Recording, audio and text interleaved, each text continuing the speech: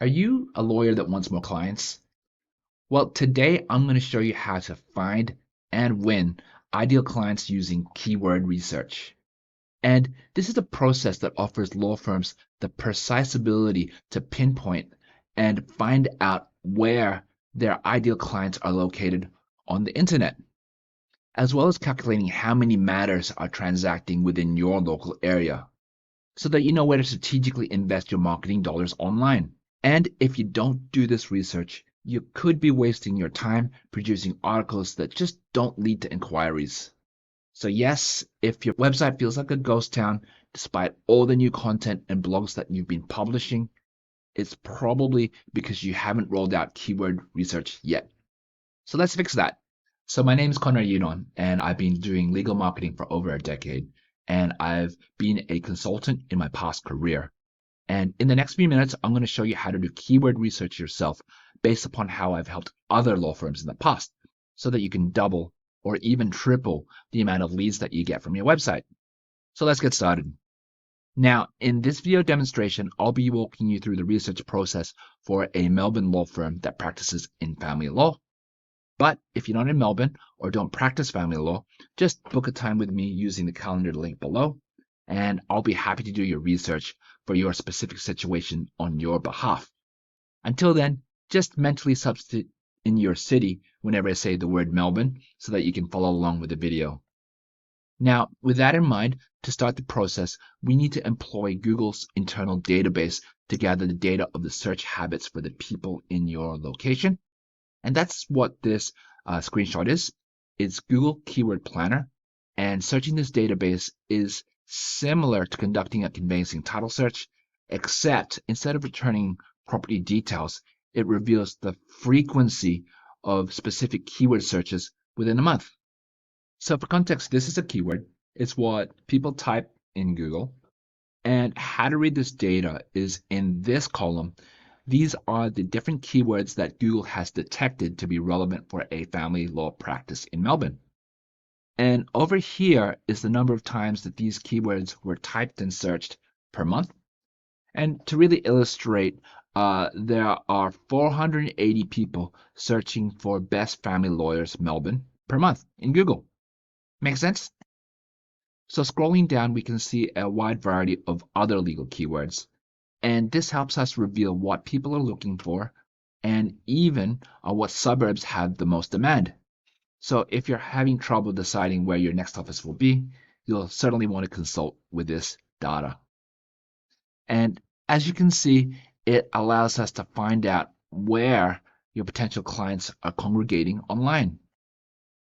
And it also gives us the ability to size your opportunity and really reverse engineer how much potential client work is available near you. So after looking at all the different keywords, Family Lawyer Melbourne stands out as an excellent keyword. Why, you might ask? Well, it's the most popular search term on the list. Plus, doing some paper napkin math, we can extrapolate that there are about 143 inquiries per month, which converts to 1,716 inquiries per year, just itching to be serviced just from the singular Family Lawyer Melbourne keyword alone. And it would be really satisfying for me if I could help you get a piece of that action and catch the lion's share of that market. Whereas if you look at Divorce Lawyer Melbourne, you'll see that there are less people searching for that keyword. Quite a lot less, actually.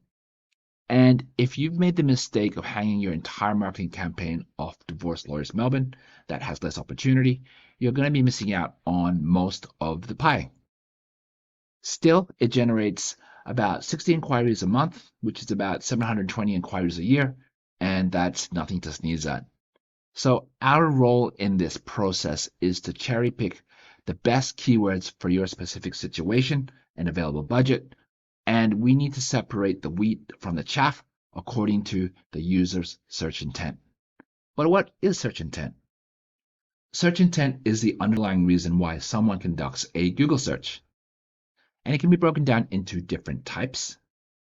High search intent is where a person is actively looking, and in general, these people are very close to buying and motivated to make a transaction. It's this type of person that we want to be in front of because they are looking to speak with someone very soon. On the other hand, someone who has low intent. These people are still very early in the process, still researching what can a lawyer do for me, and they haven't made any decisions yet, and they're really a long way off from wanting to speak to a lawyer. The last type is other intent. So these are job hunters, law students doing their homework, or even competitor lawyers fishing for your prices, or even snooping around to see what's going on with your website.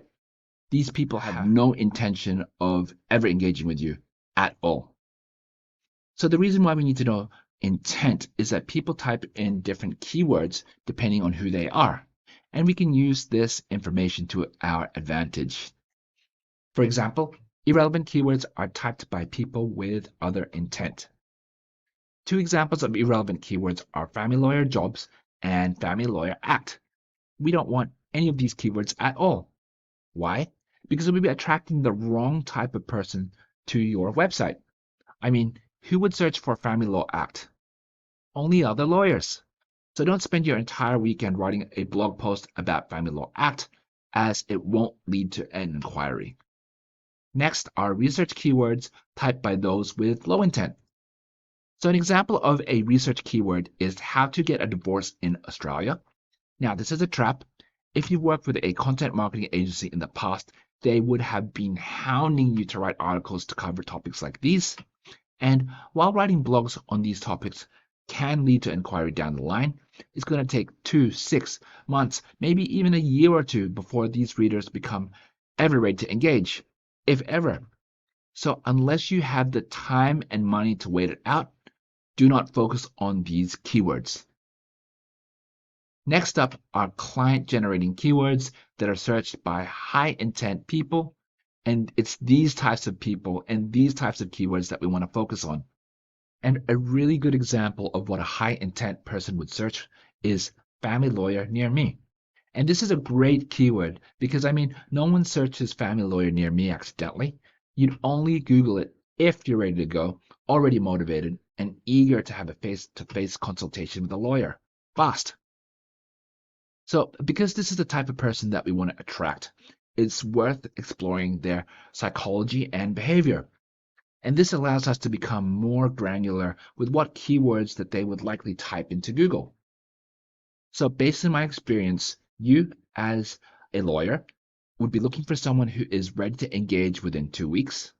So we can eliminate any keywords that are indicative of a person starting on their journey. Next is that your ideal client would have money. So we can eliminate keywords like free legal advice, legal aid, and pro bono lawyer. Next is you'd like to see them motivated. So include keywords like cost, best, or in my area, because generally if someone is looking up for costs, fees, or best in their area, it's not a question of if they will get a lawyer, but rather when. And lastly, they are looking for a very specific service. So someone typing in binding financial agreement lawyers Melbourne would be very qualified indeed, assuming that is if you offered it. So what do we do with this information that you collected? Well, there are 4 steps. Step 1, nominate one client generating keyword only, because unless you've got a large marketing budget, you don't want to spread yourself too thin.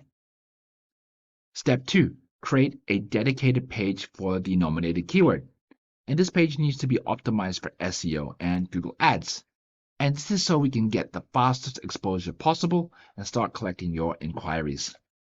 Step 3, we want to focus our budget on that one client generating keyword. The reason why we do this is to remove uncertainty, knowing that we're performing marketing on a keyword that is proven to generate inquiries. And the last step, step 4, move on to other keywords. And only when we've fully exhausted the potential of that initial nominated client generating keyword do we move on to other keywords. So this is the approach that allows us to stretch your marketing budget even further so that we can get you a return on your investment much faster than would be usual. So in closing, congratulations on learning about keyword research for law firms.